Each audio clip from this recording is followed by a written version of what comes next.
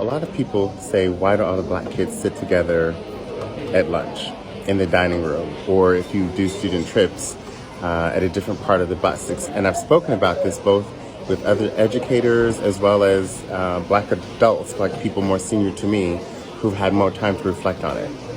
And often it comes down to code switching.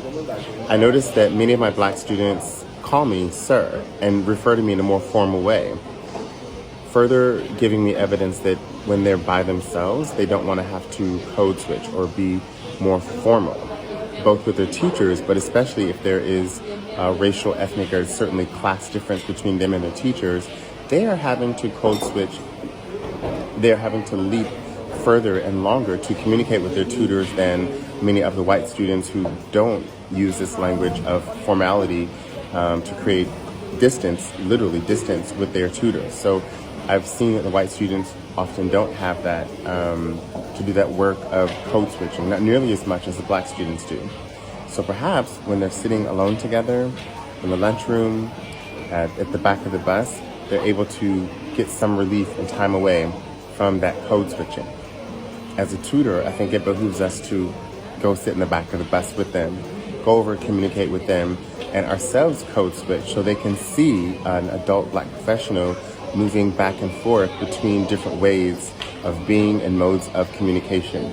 This becomes very important. Of course, as Bell Hooks says, throughout her trilogy of books on engaged pedagogy, that oftentimes when we come to the classroom, we have middle-class bourgeois expectations of how to be.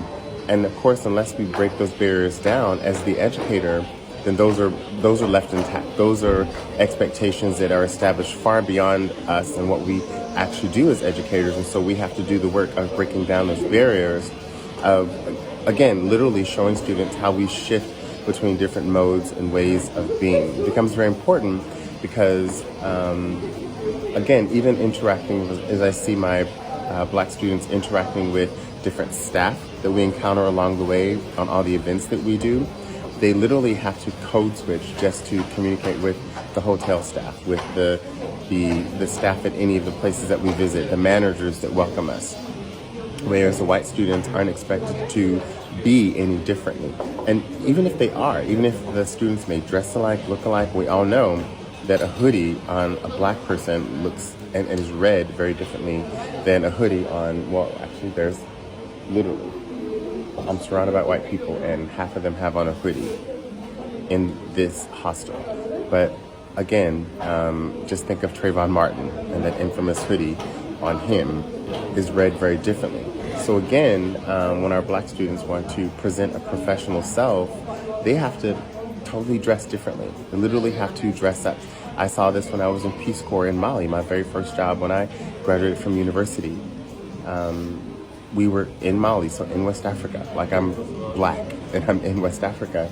But the white people who were with me, same age, and this was the 90s, so they were as grunge looking, holes in their jeans and all that, looking like a pauper, they would be treated like a prince.